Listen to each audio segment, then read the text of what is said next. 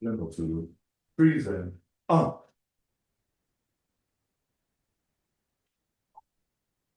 Order up. Inverse. Right. That's looking for. Wait. Mom. Wait. Wait.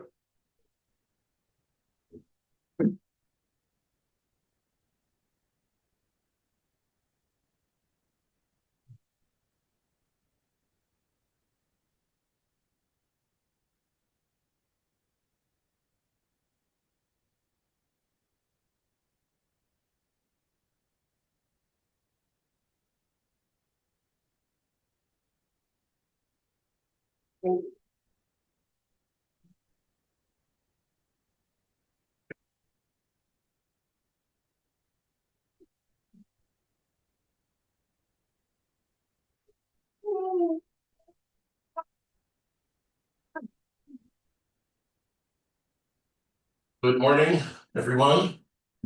Wherever whichever time zone you may be in, good morning. I'd like to welcome everyone here and around the world, in particular, members of the family, members of our Sangha community, friends.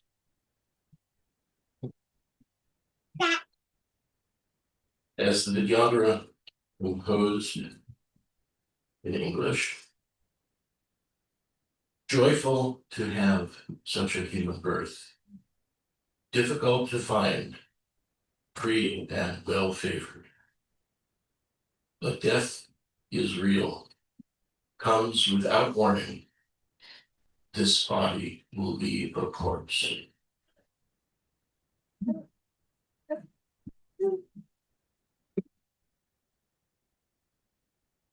Birth and death happen continuously. Death is not something that we are trying to avoid. As Buddhists, those of us who are Buddhists, it's important that we contemplate impermanence, our eventual sort of major death experience, continually. It is simply a matter of existence. We're not being morbid in doing this. We're being curious, inquisitive, perceiving reality. We learn to accept these facts of existence. We're born, we die. Very simple. This allows us to live our lives more fully, openly, completely. Through accepting whatever fears, doubts, hesitations we may have, we can achieve fearlessness. Of course, even as Buddhists, we're sad when we lose a loved one.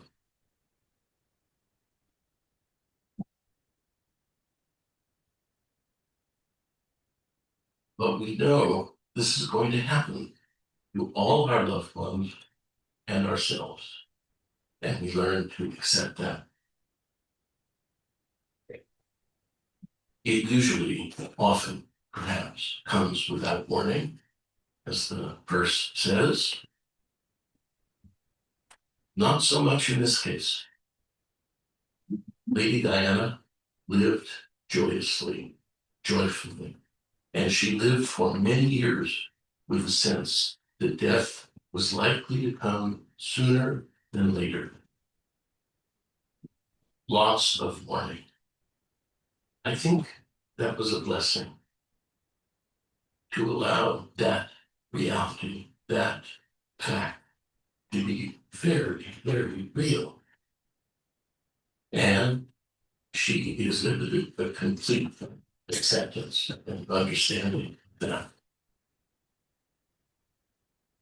we cultivate a sense of openness, upliftedness, and we are here to provide encouragement for our friend Chögyam Trungpa Rinpoche, providing hospitality for all of us to let go and open. In order to have a greater appreciation for Lady Diana, I'd like to invite Carolyn Union to speak a little bit about her life.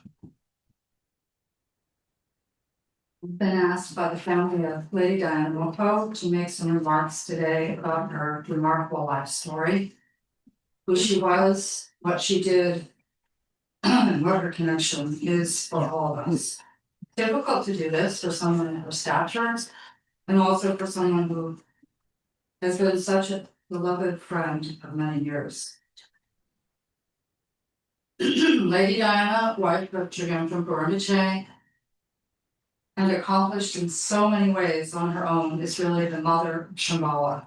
I say this because she dedicated every ounce of her being to supporting the Vidyadhara Chögyam Trungpa in establishing the practice lineage in North America, and from there spreading around the world.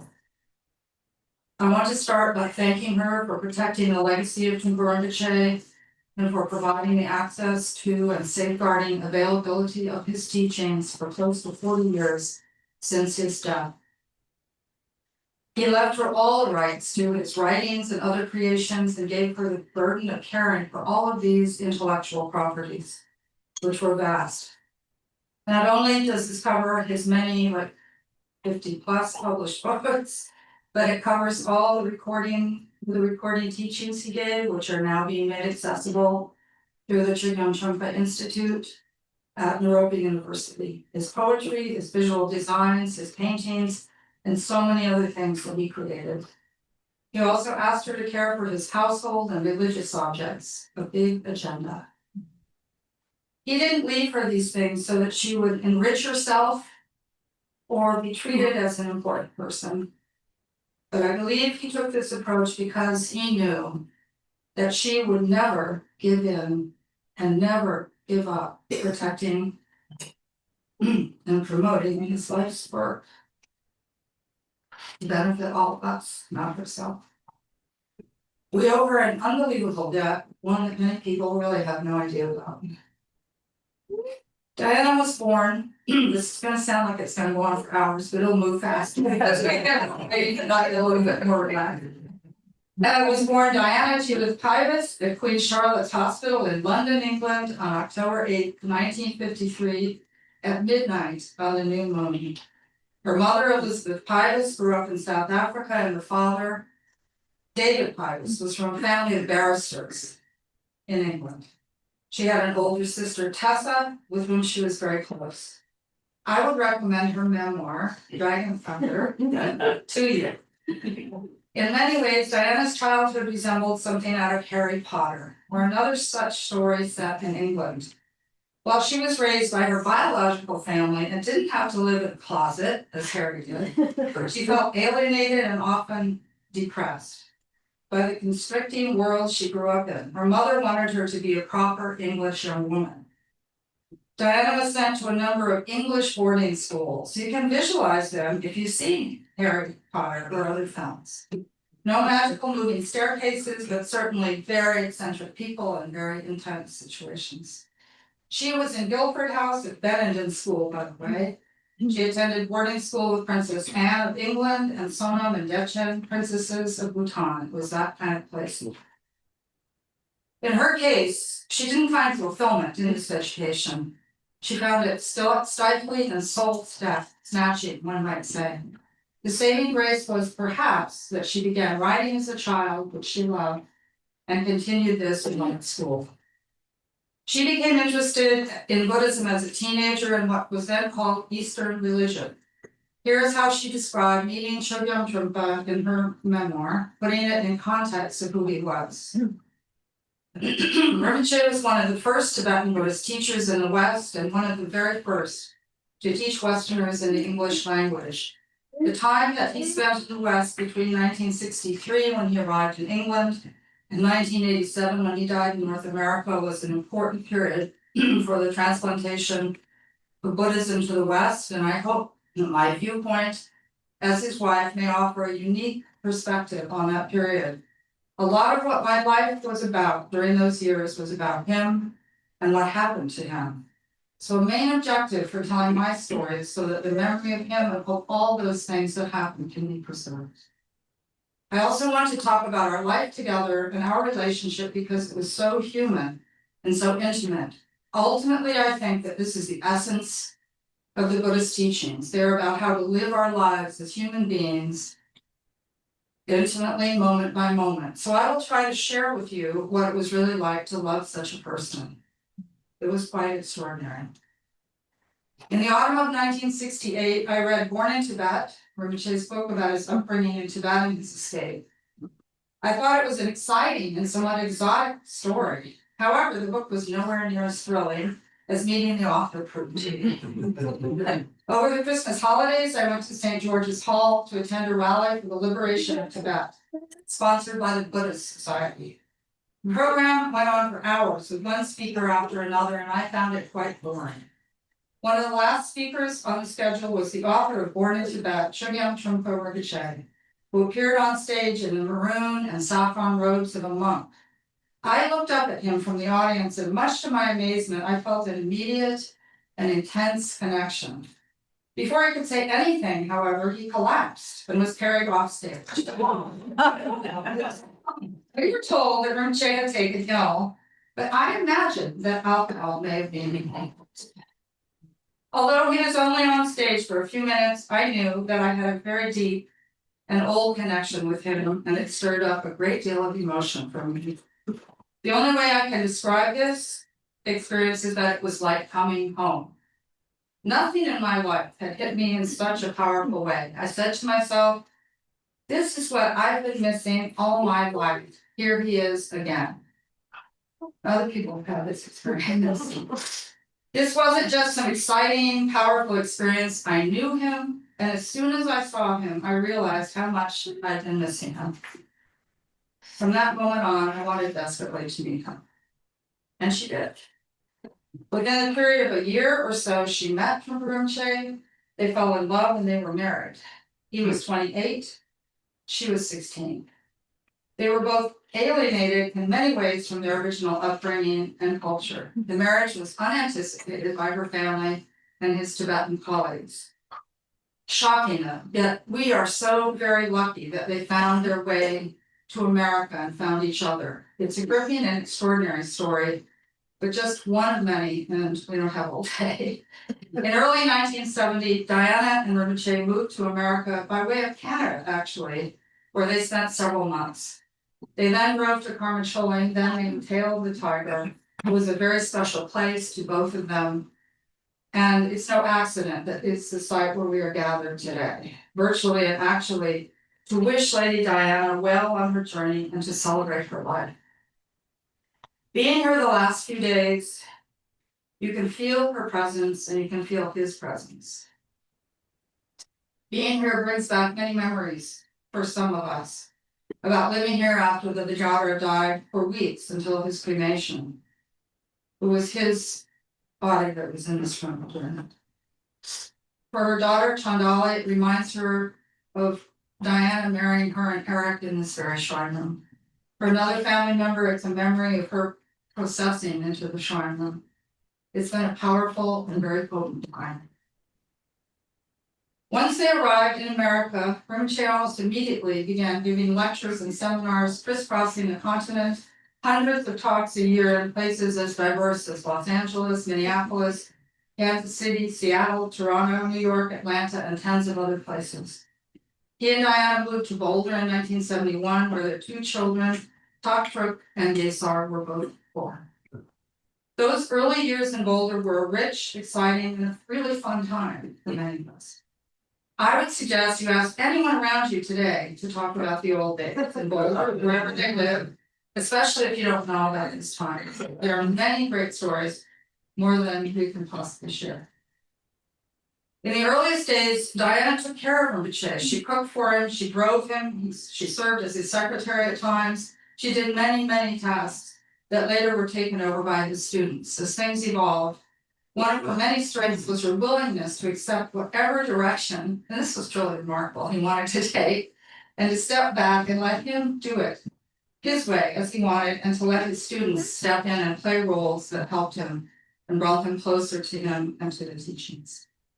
So Diana was both an important protagonist and a witness to so much that went on in those days. She was also the confidant of the Guru, someone with whom he shared many things never expressed to others. She also was never afraid to challenge him and tell the truth, as she saw it in any situation. She was an important counselor and guidepost. As well, during the early years in Boulder, she was developing her skill as a writer. She was also quite busy as a mother, raising Chögyam Trungpa and Ursel Mukpo. There's a very dramatic story in Dragon Thunder of rescuing Ursel from England right after she became pregnant with her first son, Tiger. It's in the book. We don't have time for the whole story, but suffice it to say that it includes a dramatic ride through a storm with lots of roadkill as they approach Stanley Lane. I love the story. And I'd never heard it until I started working with her. Skipping ahead, Vajrayana entered the scene in full force in 1973 with the Datu Seminary. In 1974, Rinpoche and his students began the Ropa Institute, now university, with almost 2,000 seekers appearing in Boulder in the summer. Diana was actively involved in all of this. As time went on, she had more time for herself and began to focus more on her training and discipline as a horsewoman, especially in dressage. In 1976, she moved to California for some months to study with Charles de Comfy. While she was living in the Bay Area, Rinpoche, came to California for the first visit to North America of His Holiness Pensé Rinpoche, who had been one of his teachers in Tibet. Pensé Rinpoche stayed with Diana as a guest in her house for some time. They had 2 residences at the time. During this visit, His Holiness identified Gesar as the reincarnation of Chögyam Trungpa Rinpoche, and ceremony was held at the Dharmagachi to enthrone him. He was 3 or 4 at the time. During this visit also, Diana brought her German dressage teacher, Charles, with his partner, Rod, to meet Rinpoche. They came by one night, they dropping in on Rinpoche around midnight. And Charles and Rod were worried that they would be waking Rinpoche up. Diana assured them no, he would be awake. And they arrived. Rinpoche was just sitting down to a formal dinner with silver candelabras, good china, and crystal. They stayed for dinner, and that was the beginning of the era when this happened, when the Shambhala world was just beginning to peek out, beginning to see it. In so many ways, Diana's life and her various households coincided auspiciously with Trungpa Rinpoche's many exploits. In 1977, while Rinpoche went on a year-long retreat at Vermont, Diana moved to Vienna to study dressage with Arthur Kotak, a very accomplished dressage rider at the Spanish riding school. During his retreat, Rinpoche took a break and visited her. That's a great story too. Sarah Cap and the ball gowns, and there's a lot of stuff. It's quite interesting. Somehow, after Rinpoche visited her there, the Spanish riding school decided, miraculously, to enroll some international students. Diana applied and almost miraculously was accepted to the school. She is still, I believe, one of a handful of women in the history of the Spanish to be admitted. The Shambhala teachings began to emerge in full force following the 1977 retreat, with Karme Chöling practice and many other aspects of the Shambhala world beginning to arrive. During these years, Diana spent a lot of time helping Rinpoche to develop their house, which was now named the Kalpa Court, as a place where literally hundreds of students could learn more about living a fulfilling life by being in the Shambhala household of Trungpa Rinpoche and Lady Diana. It was challenging for her. It was during those years that Rinpoche insisted that she become Her Highness Lady Diana Mukpo. She wrote that while it bothered her a lot at first, she came to accept this. As she put it, if we were going to live in a royal court, it wasn't so bad for me to become a lady.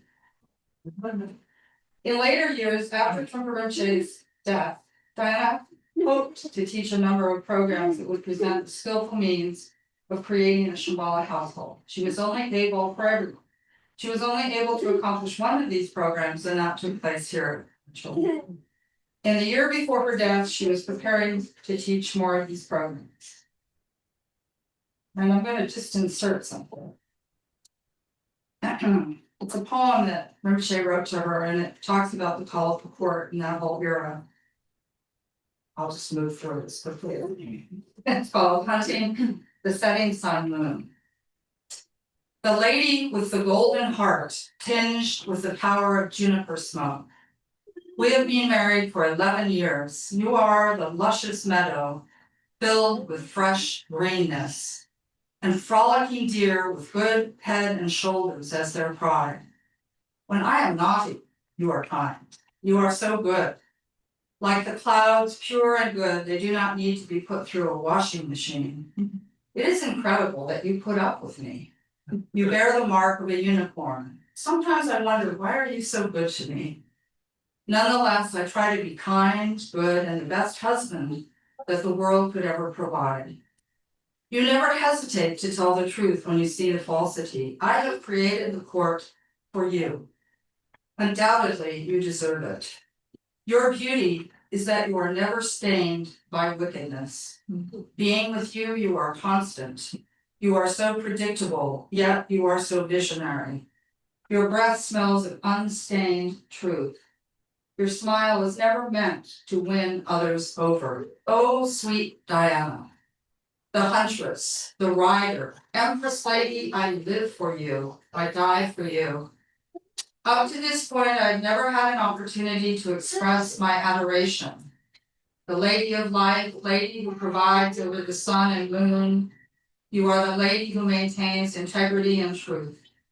You have never violated a single moment of truth since we married. This is a parting gift in your praise. We cry and laugh together in the mirror of the world. Let us conquer the world and radiate the great eastern sun. My salutations to you. I am your companion and humble servant. Let us shoe the horses in the Vajra style. O Queen of Queens, let us share and have a jolly good life together, Diana.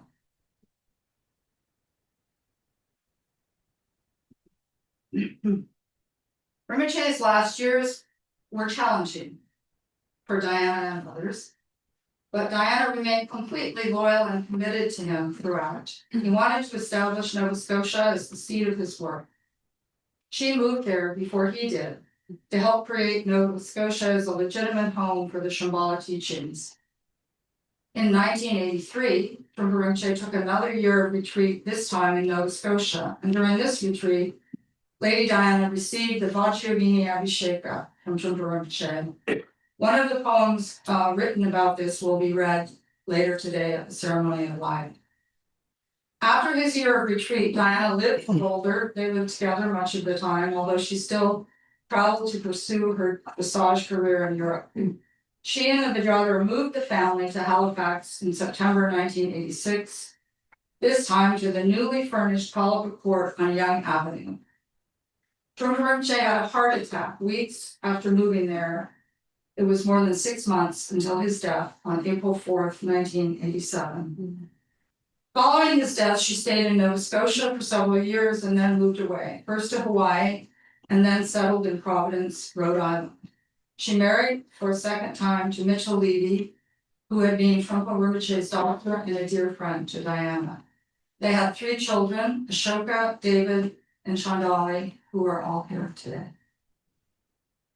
I want to mention also that in 2002, Diana traveled to Tibet with her 3 sons, her daughter, Mitchell, and a number of close friends. At the Vermont monastery where Rinpoche had presided and grown up, she gave an advanced Shambhala empowerment to hundreds of people. During her recent illness and at the time of her death, monks and nuns at Vermont conducted many ceremonies and did prayers for her. In fact, Soni Rinpoche's nuns also did prayers, and there were other such ceremonies in other parts of Tibet and India.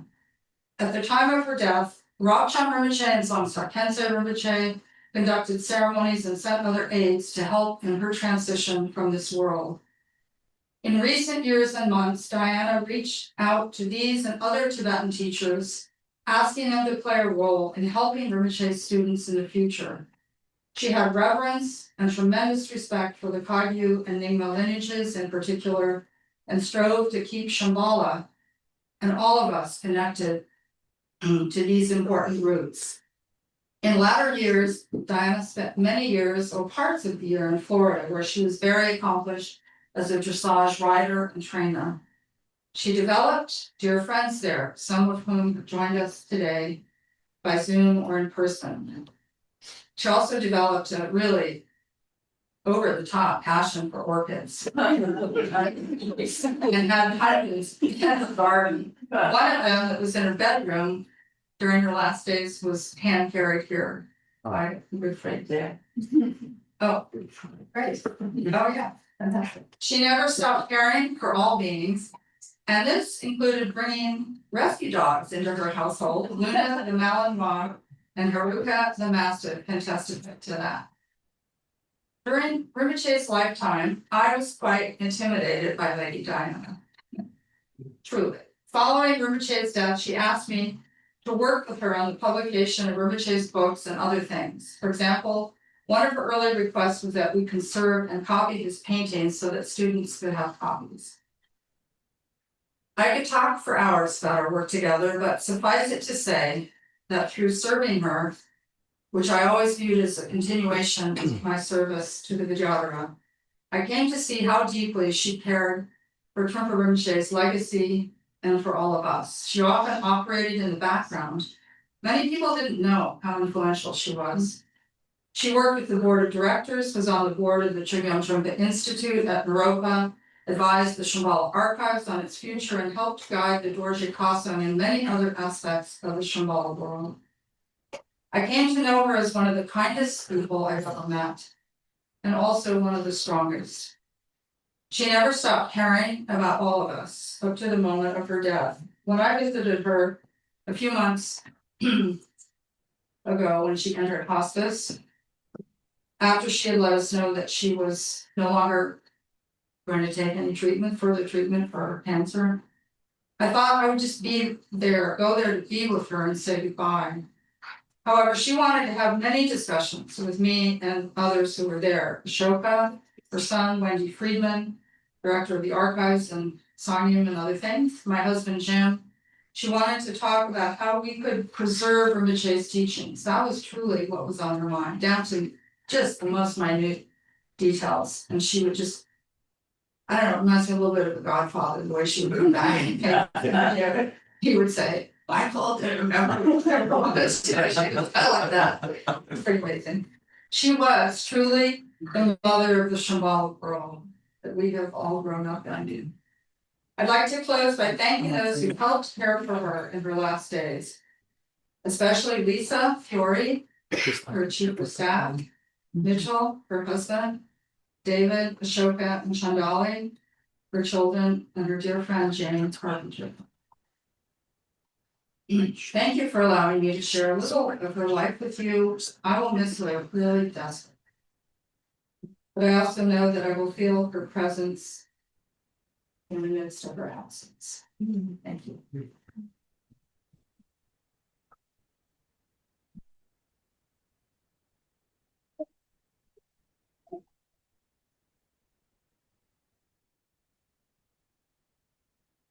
Lady Diana had a very close connection in the sadhana of Mahamudra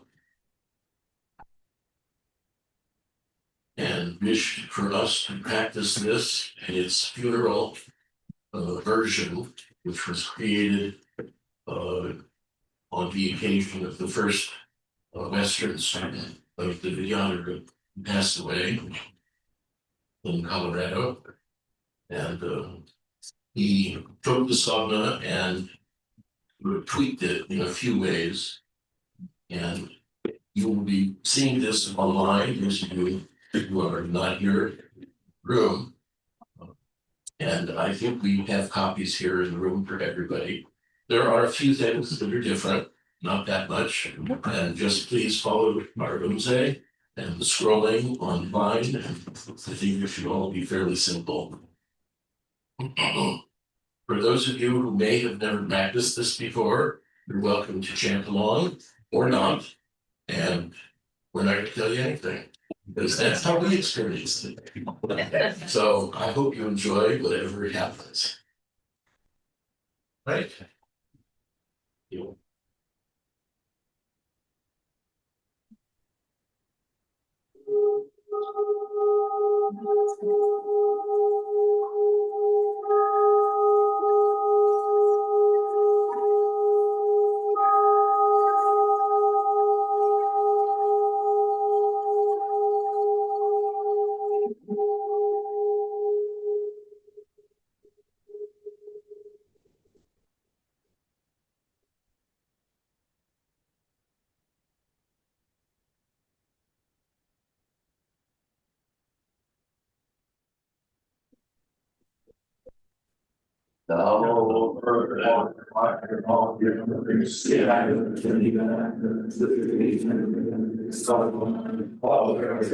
Nature of something existing, I believe in, which is one simply what the great wrath of one is. He's spontaneous with none of the Tripaya, a refuge to body, speech, and mind. The more greedy those who suffer at the hands of the three lords of materialism are afraid of external phenomena. You try your own projections, I take this style in meditation.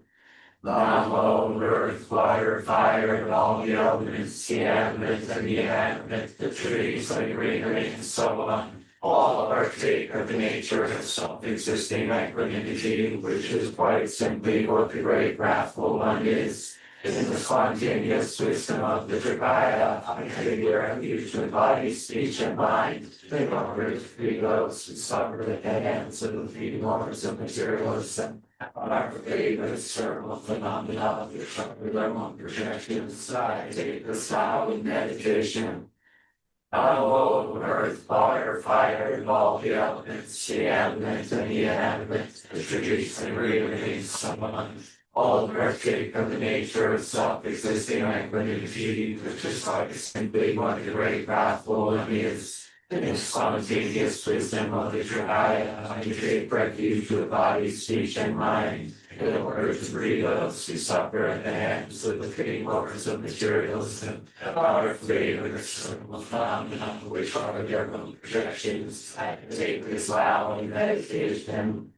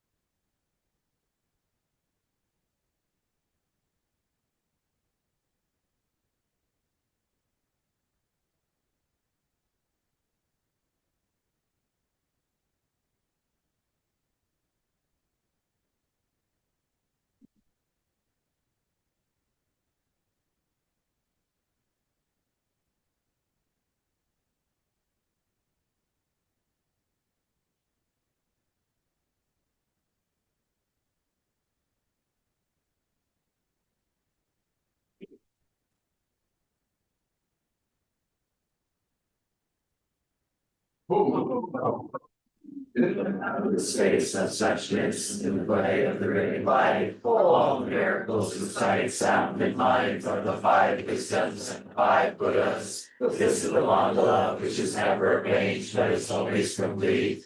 It is the great bliss, primeval and all-pervading womb. It is boundless equanimity which has never changed, drifting right into a single circle beyond confusion. In its basic character, there is no longer any trace of ignorance or understanding.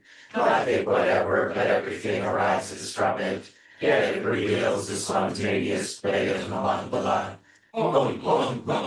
I obedience Dorje Trolla, and my form is Karme Pachi, my speech is Vedic Dorje, and my mind is Rinpoche Dorje. That unwavering conviction, fearlessly enjoy the Mama Mudra, imitate the experience of Mahati. Om Sodara Shuddha Sarvana Samana Shirva. In the state of meditation, all phenomena subside in that great harmony which buried the complexities of samsara and nirvana. This is the universal ground of everything. It is the mathala of the great all-consuming fire, surrounding such a flame which need not be kindled. It is the basis of great and also the basis of confusion. Within it, the Vajra anger, the flame of death, burns fiercely and consumes the fabric of dualistic thoughts. The black river of death, the Vajra passion, turbulent, paths of grave, lights the wrath of conceptualization, the roaring sound of the immeasurable void. The great voices flamed of the Vajra ignorance flows with all-pervading energy like an audit storm and sweeps away all thoughts of possessiveness itself like a pile of dust. Wherever we see partakes of the nature of that wisdom which transcends past, present, and future. From here came the Buddhists of the past, here live the Buddhists of the present. This is the mighty ground from which the Buddhists of the future will come. This is the heavenly realm of the Dakinis, the secret eternal ground of the placing mountain, which you won't find ordinary earth and rocks here, even if you look for them. All the mountains are moving in China, with all-pervading wisdom and equity and unchanging service. This is the realm in which the distinction between meditation and post-meditation experience no longer occur. In this fearless state, even if the Buddhas of 3 times rise against you, you will remain in indestructible Vajra nature. The water which flows here is the He with the flame and the light wisdom. You the sky is melted. Here is the joyous river which is the form, the 8 kinds of consciousness. It flows into the great purity which goes beyond clean and unclean. In the various parts of the charnel ground can be seen the terrifying trees surrounding the protecting mountains. Chögyam Trungpa Rinpoche, so long and Jati. In these trees, vultures waiting the eagles perch hungry for meat and thirsting for blood. They represent the concept of good and evil. Until you stop fleeing to this concept, the Mahakalis will continue to manifest as friendly goddesses and harmful demons. Various animals roaming up, tigers, leopards, bears, jackals, and dogs, all happily jumping up and down excitedly. These represent the different kinds of perception. Here are the chosen so you awake the state of mind where the great yogis live. They represent the supernormal powers which need not be sought. In the middle of this heavenly realm is a huge rock mountain which flows from the course of the river of ego. It is triangular in shape and pierces the skies. It is dignified in awe-inspiring radiance of the light of Vajrasattva.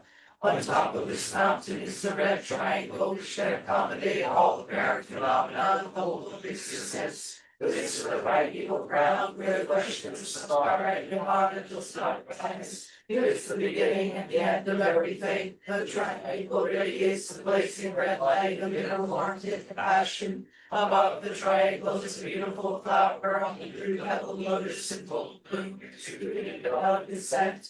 It is the lotus of discriminating wisdom. Great bliss and the meanings of the earth of the wisdom Shambhala. Lotus of silence. Rainbow body of wisdom. It is the fire of Dharma Dhatu, who transforms the 4 elements into Vajra flame.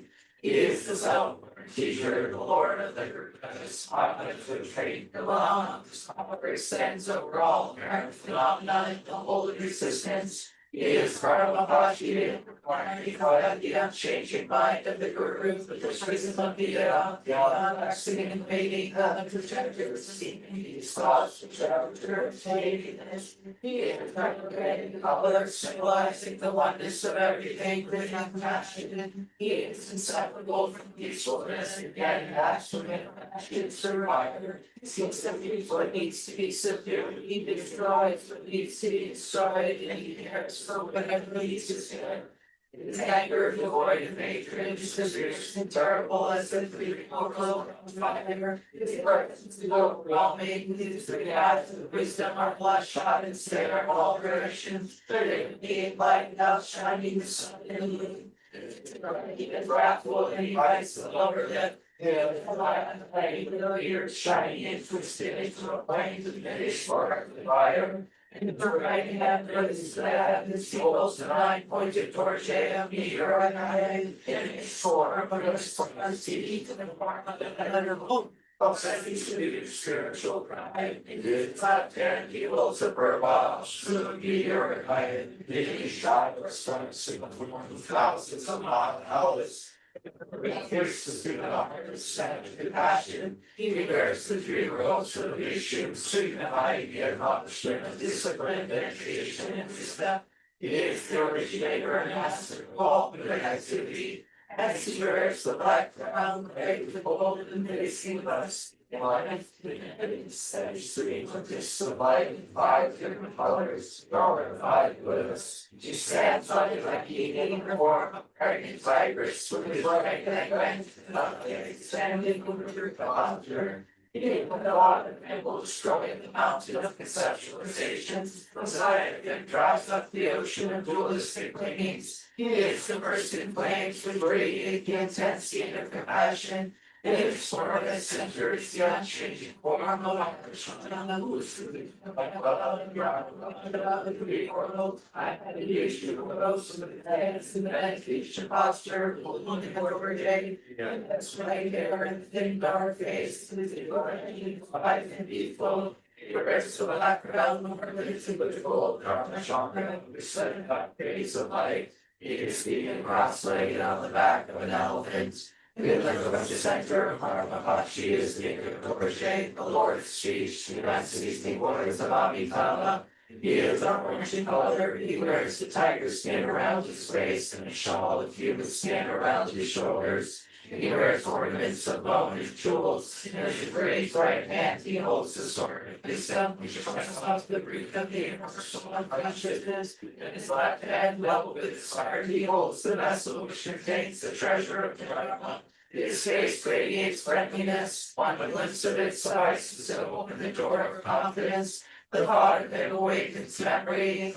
Part of the family, he wears the black crown. The golden lotus radiating the red light of Abhidhamma. He is seated on the white lion. In the heart center of the great wrathful one is the king of his heart. The father is like the nature of never-ending awareness. He is glowing the color of his serene and friendly face, expressing a state which transcends the boundary between meditation and non-meditation. By entrance to this space of wisdom of mind transmission is established in one's heart. He eyes gaze into the fathomless space. He has achieved the highest state of simplicity and is therefore seen naked, seated cross-legged with hands of meditation posture, holding a small cup filled with hungry thoughts. He is convenient for things himself, there are used from the Vajra, and they are according to the background, with gold and ornamented with Vajra. The blue light of Vajra, the all good shines from the ground in the primordial state in which I have never created and confusion and never arisen. Around Dharma Pachi, the very inclusive Buddhas, Sangha, together with the hundreds of Dharma fills the sky. They are surrounded by the Dharma Palas and Akinis, surrounded open high. I chase the sky. It is all musical extremes of the universe for me, played simultaneously. Whatever you see is along the ground, watch you run wild. Whatever you hear is the voice of God, watch you let loose. Whatever you think is the thought of God, watch you unleash. It is the spontaneous existing state, their hesitation is that is all living is about your dance, and all sound is about your music. It is a great guru mandala.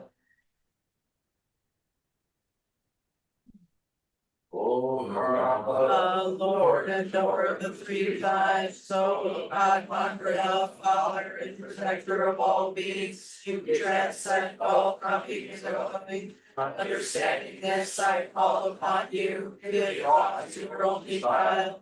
I am a credulous and helpless animal, who has been fooled by the mirage of duality.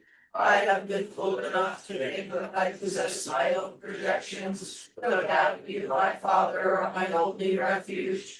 You alone can grasp the put of fate, the glorious copper-colored mountains in my heart. This land is the land of the mind, their dwelling place. Although I live in the slime and muck of the dark age, I still aspire to see it. Oh, I stumble in the black fog of mysteries, I still aspire to see it. The joy of spontaneous awareness, which is with me all the time, is not that you finally face our karma. I live the slide and muck of the dark age, I still aspire to see it. Although I stumble in the big black fog of materialism, I still aspire to see it. Glorious sun, to navigate everything, samsara and nirvana will. The heretics and badness of hope and fear are subdued, but all creates are transforming to crazy wisdom. Is not is your doing or control of. Although I live in the slime and muck of the dark age, I still aspire to see your face. Although I stumble in the thick black fog of materialism, I still aspire to see your face. The corpse loaded with the worldly concerns is fighting to pieces like a knife of passion to consider darkness and peace at the great bliss. It is not this your doing, no Brahmamachi. Although I live in the silent muck of the dark age, I still aspire to see your face. Although I stumble in the big black fog of materialism, I still aspire to see your face. In the boundless space of meditation, you performs the great dance of Mahamudra, which is like the dance of the ass of the burden. It's not this church of any houses of the although I live in the silent muck of the dark age, I still aspire to see your face. Although I stumble in the thick black fog of materialism, I still aspire to see your face. When the courage of us is self-liberated and the essence of Dharma is known, everything is understood and apparent phenomena are all from the knees. It is not as they're doing omniscient Miko Dorje. Although I live in the slime and muck of the dark age, I still aspire to see your face. Although I stumble into my fog of materialism, I still aspire to see your face. The kingdom of no karma, free from concepts, is discovered within the heart. Here there is no hierarchy of different stages of man, not straight state to state. The time is you're doing no Ramchan Dorje. Although I live in slime and muck of the dark age, I still aspire to see your face. Although I stumble in the thick black fog of materialism, I still aspire to see your face. The Father, who me embodied into all facilities, all being and all creating, wherever you look, His transparent body is there. The power of this blessing can never be diminished. Although I live in the slime and muck of the dark age, I still aspire to see His face. Although I stumble in the thick black fog of materialism, I still aspire to see His face. Living as I do in the dark age, I am calling upon you because I am trapped in this prison without refuge or protector.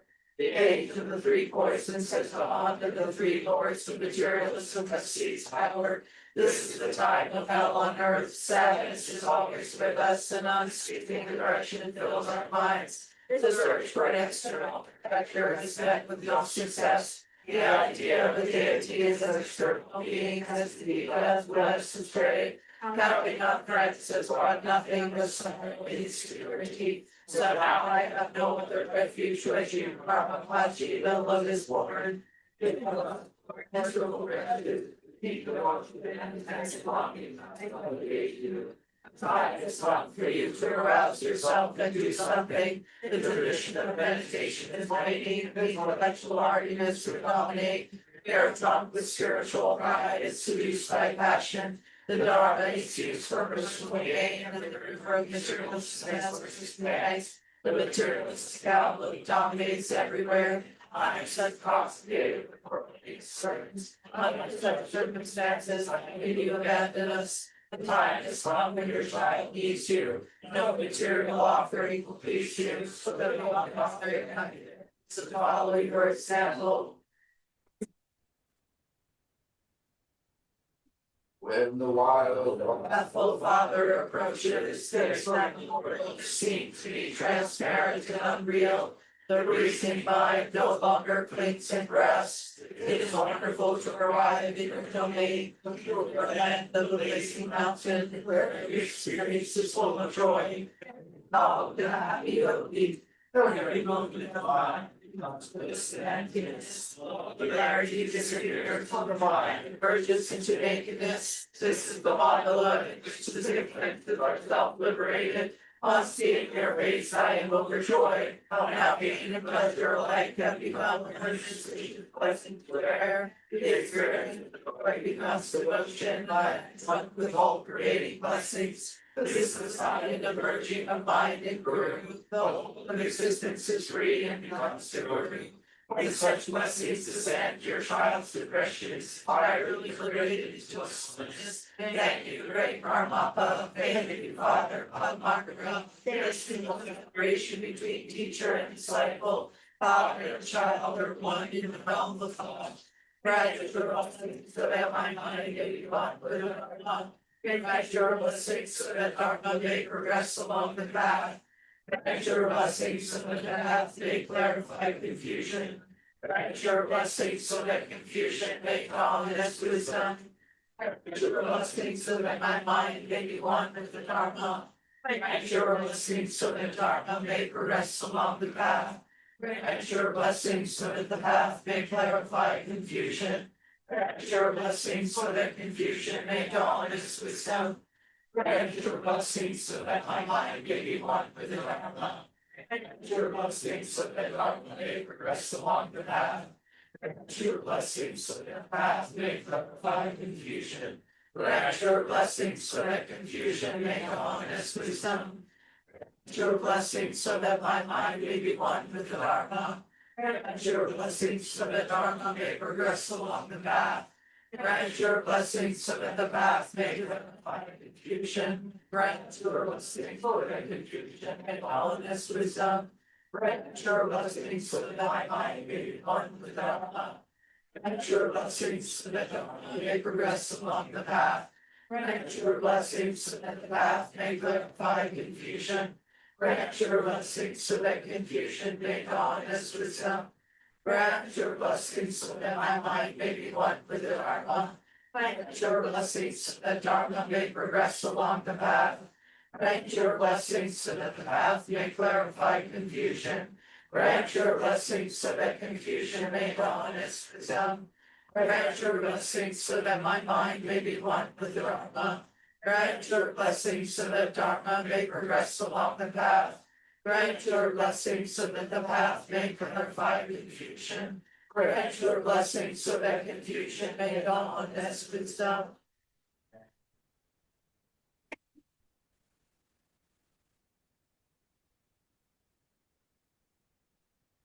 Boom, boom, boom. The great flame of Brahma, protested the miraculous energy of Empire, the stone of the ministry of most swords, connected to the goddess on this to be governed. All the great guru free from all affecting and being. This will be the ruthless realm and consumed from fuel of ego. With the loss of flame.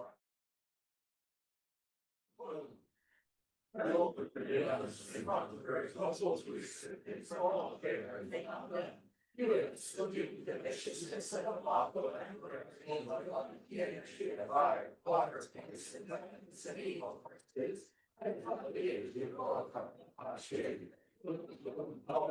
You will all which live around the waters and do the same. In the luminous slide, I of the issues and the wild. He gave a door shade in the older space. He is the master joy, the sense out in his light. Oh, he is the energy of music and lord of messengers. Oh, he is the wrathful action which cleanses all impurities. Seeing the Bodhisattva when on Trungpa is like discovering the wish fulfilling gem. He removes the poverty of oneself and others. He is the source of all that is needed. I supplicate his wisdom body. Whatever occurs in the realm of mind, such a thought of the divine poisons, for neither be nor follow, but its light remain in its true state, and reach the liberation from the Kaya. I supplicate the Guru of self-liberated perfect insight.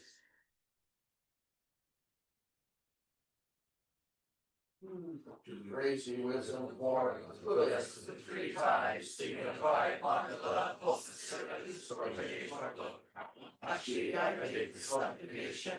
The dire hatred and other hindrances are self-liberated, to put on the stream of body of wisdom, Paramargara, Karma Pashi, the root and glorified princess, pervades all existence. I make the subjugation.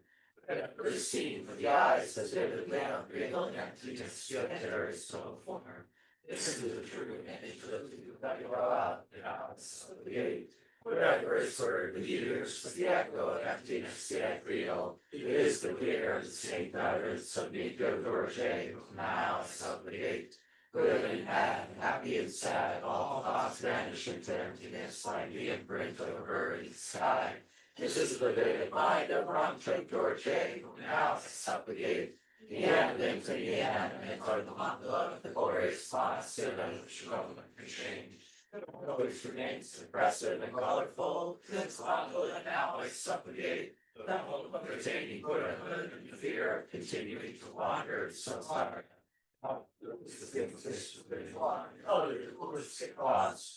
these are my peace offerings. Wealth, companionship, fame, sensual actions. All these I offer for the elaborate arrangement of Shambhala.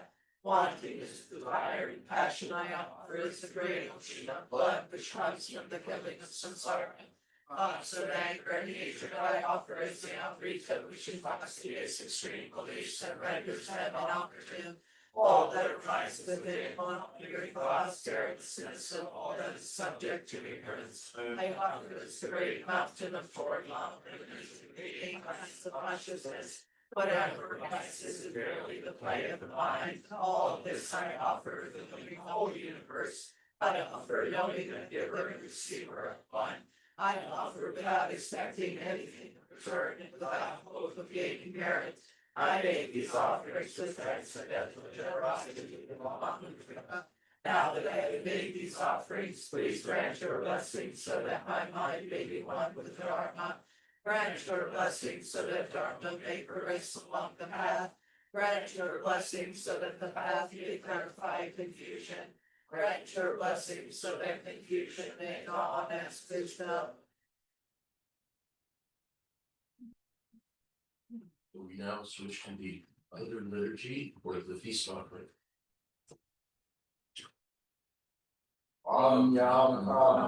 In this time of this manifest that the great secret Akhanishna, from the great palace of the blazing mountain, tribe around the human souls, which is outwards, fire blazes from her eyes, sort of force from their noses, slipping sounds come from their mouths, like lightning flashes from their ears. On top of these is the Apollo, and when the outside, but on the inside, as fast as the 3,000 volts of pearl. In the fire are not in the fire east and the ocean of Amrita. By the fire, release the ocean, they ground the boredom. So, this is the return, the most seeing, as it is possible for fire objects of the that they become the grace of my successes that they bring the accomplishment of this great city. Oh, how, three, oh, how, three, oh, how, three, oh, though you have no concept of staying or departing from the palace of my Lord stays through your unceasing manifestation, clouds of the the whole universe of fire. Radiation of the disciples possess Maya, the perfect for the Lord, Padlocker, and a close to the inside block from the Mahasin and the Mahala, the head of single form, the wild king of the rattle, and a troll. We you and pray, all universe, emanations of the energy of body, speech, mind, quality, and action are invited to the gathering.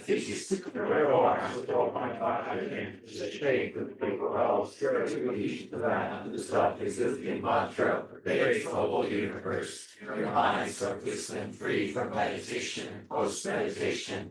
Please arise as space and bring down these great blessings. You are great and forms the great smile substances of my families. Often feel in your needs. Return what me to the light of the drums. We grant us the great ordinary cities. Within the faith that I would have feel ultimate non-force.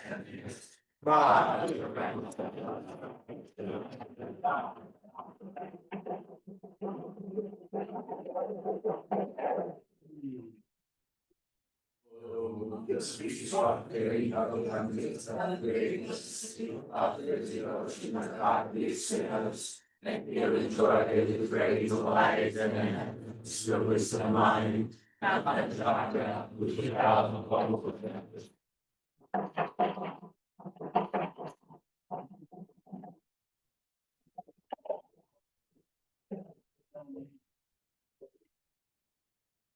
Oh, wonderful. Science, substances, the screaming dryness of faithless. We offer to the divine realms of the 600s, discover the supreme ordinary cities. Starve out of the Maya, the shooting I will not. The wondrous of substances, the supreme governments of greatness. We offer to the divine realms of the 600s, discover the supreme and ordinary cities. Starve out of the Maya, I will not. But there's something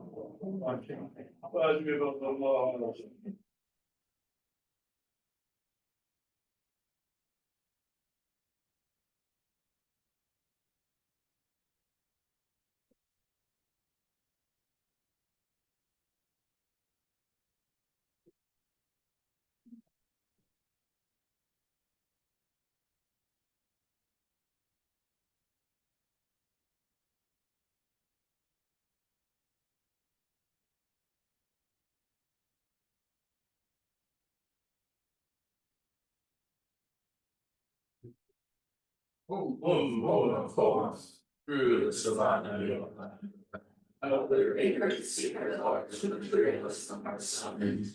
And like the sun, they are liberated into space, and fleshly blood, which are in three poisons, are served as food.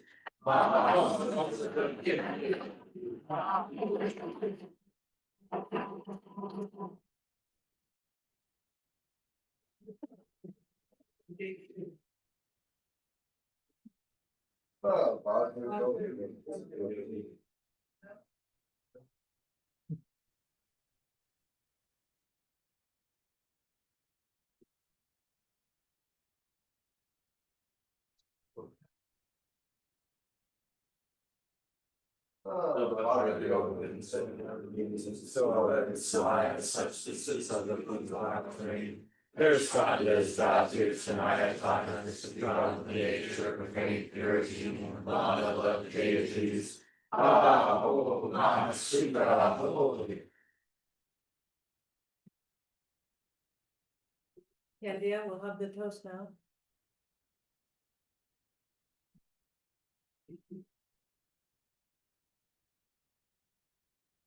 I would like to invite the Chögyam Mukpo, please come up.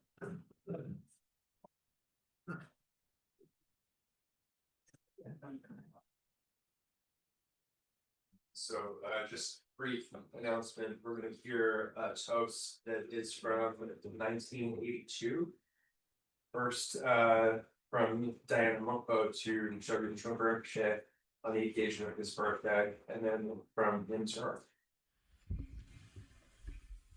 Thank you very much.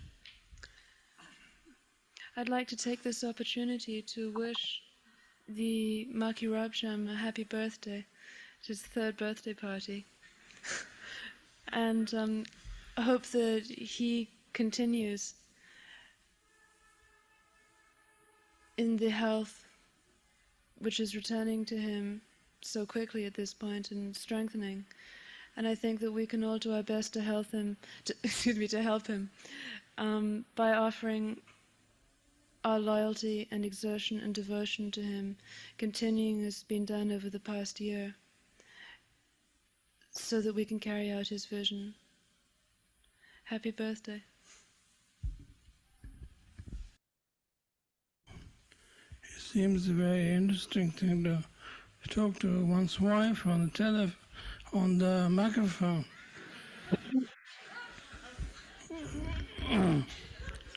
But however, due to the circumstances of the situation that developed here, of this particular ceremony and this particular festivity, I would like to say that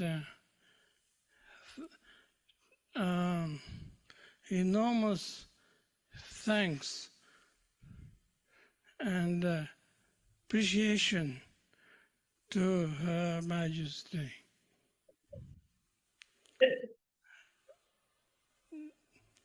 Lady Diana, and you have cheered me up many times. I have gone through all kinds of occasions of depressions, dungeons,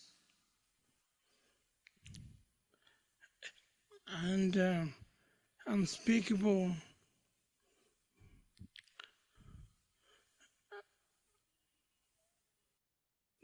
area of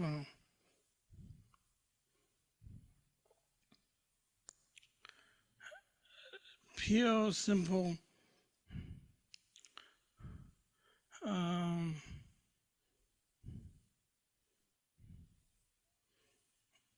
world of unliberated, and a world that has not been purified.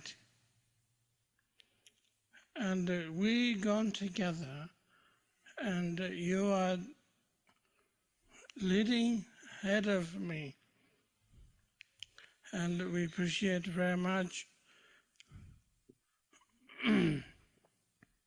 Extremely brave lady, I must say. Extremely kind lady, extremely resourceful lady as well, which managed to get us this golden place called America. And we are going on further to Nova Scotia, and this point, she feels she can do it, and she is leading me. And usually, any pioneering job is done by men, At this time, pioneering job is done by women. And I have no doubt at all that she'll do the best. And I wait for her extraordinary pioneeringship, that her goodness, braveness will lead us to promote some enlightenment in that particular society, that particular world that we are moving up to. So on the whole, I would like to say thank you very much, bearing our child. Thank you very much, being a pioneer. Thank you very much.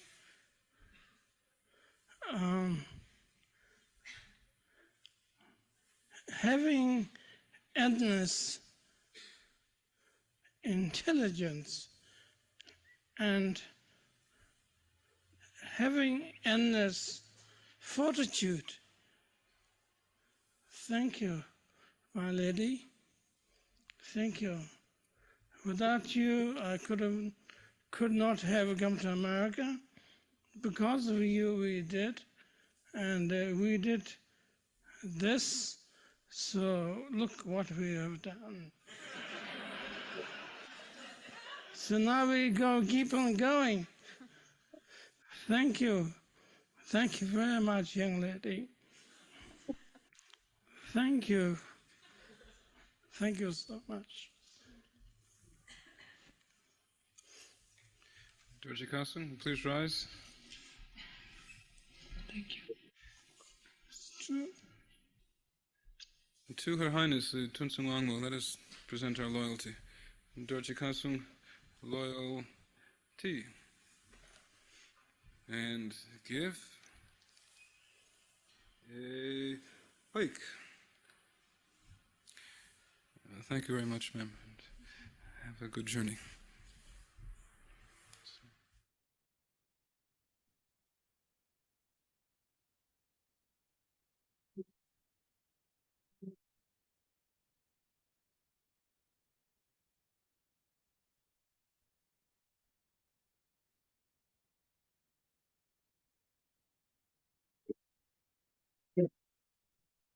Om Bakaro Bogam Sarva Dharma Adu Bhaman Oh, all the governors which are in central Basra, in the space of the out in the time of God. Your activity in position begins from the very beginning, being accomplished. And I have practiced the boundary of the sea,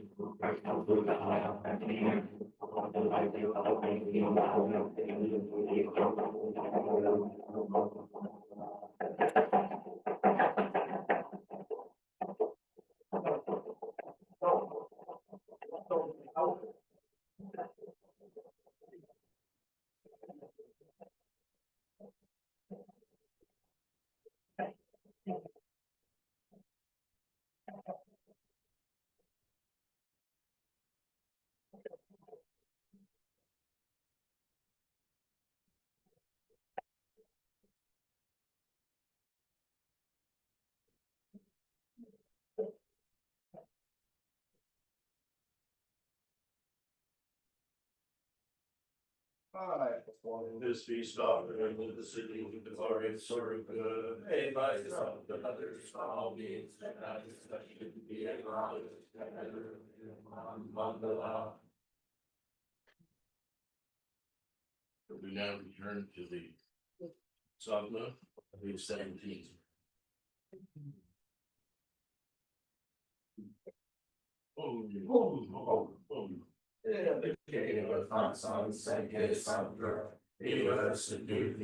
Forces and very treasure lost in snow mountains and holy places of the dead. Till the time is soon Lord, you should already I stand the gate you to our day for love, I love the gate you to listen on Montreal. No. You are the Lord of the elements and the conqueror of the whole existence, novel bearing phenomena. You best to be the wishes and some long left and birth, people that we can energy of higher water, voices, weapons, and evil forces. I was at the age you will come like my shade. It'll be ruled by the law, visions, God, Lord, the center of space. You should find it that is the inside and find it that created you you hear your shame, that's the hope of space. You flash your joy every certain time you can say. He is the energy of music and Lord and messengers. He is the wrathful action which runs to all the impurities. Seeing all these hot Chögyam Trungpa is like discovering the wish of fulfilling gem. He removes the poverty of oneself and others. He is the source of all that is needed. I supplicate his wisdom body. This is no of the mind, such as thoughts of the five poisons, nor pleasant never eat nor follow. Just like a creating the true state, reach the liberation of Karme Chöling. The supplicate the Guru of self-liberated and early society.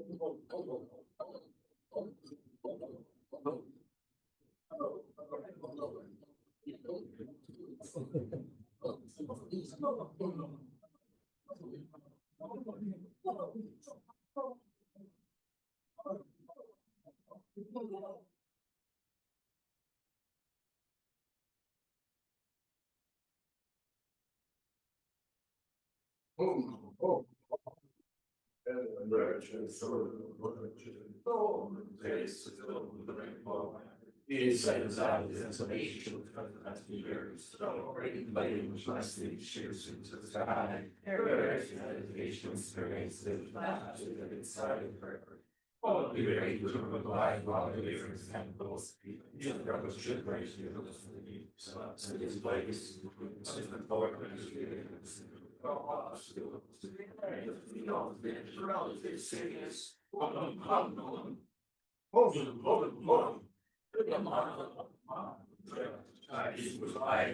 you're all your baby, all there, creative mind, all qualities are complete within your mind.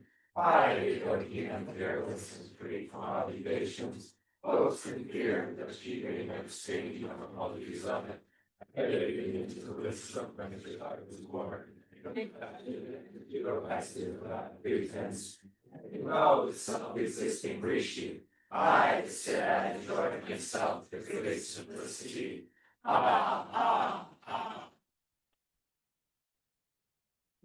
Wisdom, but I sense out of your being life, later in silver shades will be present. Akshay, Lord of Mantra, King of Insight, may his goodness to be present. Just like the young of the grand people put up. All partiality, may his goodness be present. Even your Lord, Lord, and prestige, may his goodness be present here. Chögyam Trungpa called the single eye of wisdom, may his goodness be present. The Karme Gurus, the light of which wisdom is the torch for all beings, may their goodness be present. Heal the which ability of us to accomplish all actions, may their goodness be present. The protectors who stand firm, the victorious banner of Dharma, may their goodness be present. May the goodness of the great mind, Mandala of Mahamudra, be present.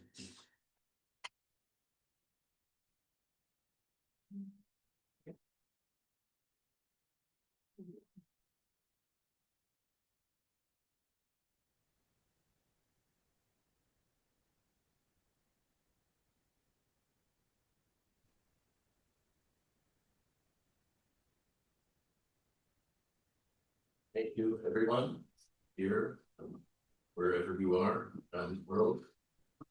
Concludes our funeral ceremony, and we will get back together this afternoon, about an hour and a half, for some further commemorations. I'd like to invite the family to depart first.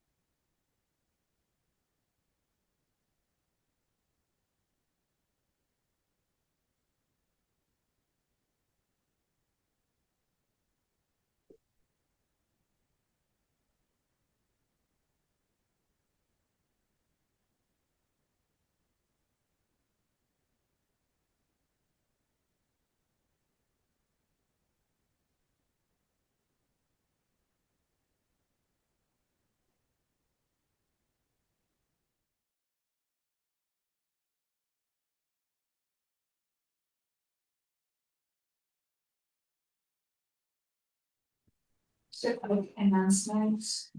Again, as you're departing the Shriner, you can recycle your waste material.